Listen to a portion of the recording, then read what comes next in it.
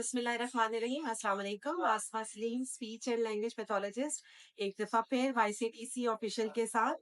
आज हमारी बहुत खुशकिस्मती है कि हम लोग ऑटोकॉन कॉन्फ्रेंस में आए हैं और ये 2 डेज़ की थी और हमारी मुलाकात एक बहुत ही एक्सपीरियंस्ड और बहुत ही रिनाउंड प्रोफेसर हैं प्रोफेसर साहब से। तो मुझे ये अंडरस्टैंड हुआ है कि उम्मीद जो है वो नहीं आपने छोड़नी और वाईसीटीसी का भी यही मिशन है और हम लोग भी यही चाहते हैं कि हम लोग जो डिसेबिलिटी का वर्ड है उसको किसी तरीके से खोज के निकालें और ज्यादा नहीं तो कम से कम 70-80% तो हम बच्चे को इस काबिल कर दें या बड़े को इस काबिल कर दें कि वो एक नॉर्मल जिंदगी गुजार सके। और ये मेरे ख्याल में एक बड़ी तकलीफ से बात होती है जब वालदेन को ये नजर आता है कि हमारे बच्चे का फ्यूचर क्या होने।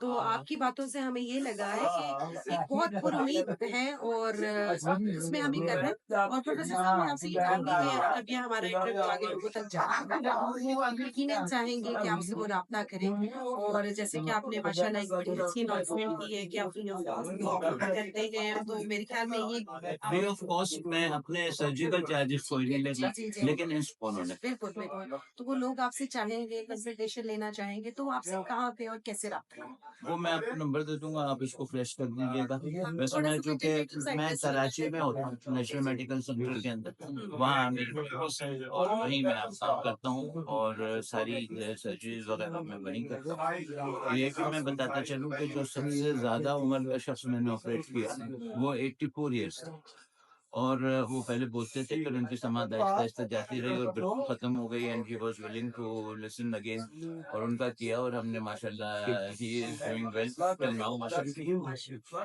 बात आपसे करना चाहूँगी। सर प्रोफेसर साहब मुझे ये बताइए कि हमें क्या गवर्नमेंट लेवल पर या किसी भी एक आम फैमिली के लिए उसको मेंटेन रखना, उसकी मेंटेनेंस इसको ईज़ी है या डिफिकल्ट है? क्योंकि इन हम तो देखते हैं कि प्रॉब्लम्स आती रहती हैं, तो उसको फिर कैसे मैनेज किया जाता है? कहाँ-कहाँ स्पॉट कैसे होते हैं? देखिए जी, मरीज का सिलेक्शन में सिर्फ बच्चे को या मरीज को ही नहीं देखा जाता, पूरी फैमिली को देखा जाता है। कितने लिटरेट हैं, कितने अपने बच्चे के बारे में कंसर्न है, फैमिली मेंबर्स कितने हैं, बहुत सारा 7-8 बच्चे हैं, एक बच्चा ऊपर कोई तवज्जो नहीं है, कोई ख्याल ही नहीं है। उसलिए कि इम्प्लांट होना तो सिर्फ आप समझ लें कि 10% काम हुआ है, उसके बाद 90% काम उसके बाद शुरू होता है और अगर वो मैनेज ना हो तो फिर बच्चा मतलब शायद कुछ नहीं, मगर बोलेगा कुछ। तो इस वजह से इतनी महंगे प्रोसीजर से पहले पूरी एक लिस्ट ऑफ चेक लिस्ट है जिसको सारा को पूरा करना पड़ता है और बहुत से इदारे हैं जो फुल डोनेशन करते हैं और पाकिस्तान में गवर्नमेंट लेवल पर भी काफी काम हुआ है मगर उतना नहीं हुआ जितना होना चाहिए।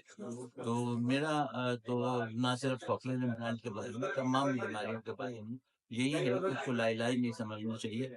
और देखें एक शख्स जब ने और बोलने से महरूम और एक वो हैं जो पैदाइशी तौर पर नॉर्मल थे, उनकी हेयरिंग भी थी और उन्होंने बोलना भी सीख लिया था। तो इसको हम कहते हैं pre linguistic and post linguistic. जिनकी लैंग्वेज या स्पीच पहले डेवलप हो गई थी उनको तो हम किसी भी एज में कर सकते हैं और जिनकी पैदाइशी तौर पर प्रॉब्लम है उनके लिए एक मैंने अपना ही एक फॉर्मूला बनाया है that is inversely proportional to the as.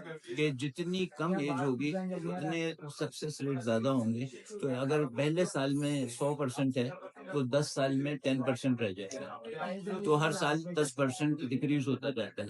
10 साल के बाद बच्चा सुनना तो शायद शुरू कर दे लेकिन बोलने का इशू यूं रहता है कि जो दिमाग में स्पीकिंग एरिया है जिसे ब्रोकाज एरिया कहते हैं वो एट्रोफी होना शुरू हो जाता है और उसकी डेवलपमेंट रुक जाती है, नहीं सुना तो वो नहीं सुनता। और जहां तक आपने कहा कि 5 साल ही लोगों ने कट ऑफ वैल्यू की भी इसलिए कि एटलीस्ट 50% चांस तो है ना। और जिनके कॉकलियर इम्प्लांट एक महंगा इलाज है और आले की कीमत बहुत महंगी है। तो इस वजह से जो इदारे हैं जो रफाही काम करते हैं और जो डोनेशन पे देते हैं उन्होंने तो 3.5 साल रखे कि मेजोरिटी जो पैसा जाया जा रहा है वो किसी भी रिस्क फैक्टर में ना जाए। लेकिन जो लोग खुद से करवाना चाहते हैं जैसे मैंने अभी आपको जो वीडियो दिखाई थी जो 14 साल पहले मैंने किया था, उस वक़्त उस बच्ची की 6.5 साल उम्र थी और I was not ready to operate on. मगर मेरी फैमिली ने कहा नहीं सर करें, सारा रिस्क हमारा है, हमने उनसे कंसेंट लिया, हमने उनको एक्सप्लेन कर दिया और आज आपने उसको देखा है कि वो 8वीं जमात में पढ़ रही है और माशाल्लाह नॉर्मल हुई है और पूरी फैमिली हैप्पी। तो ये उसका आइडिया और बहुत ही मुफीद मालूमात थी और बहुत सारे लोगों के दिलों में आपने एक ये पैदा की है। तो इंशाल्लाह जारी सारी रहेंगे। हमारे चैनल को सब्सक्राइब कीजिए, शेयर कीजिए, बेल आइकन बटन प्रेस कीजिए और दोबारा हम आपको मिलते हैं मज़ीद मालूमात के दूसरे वीडियो के साथ। अल्लाह हाफ़िज़।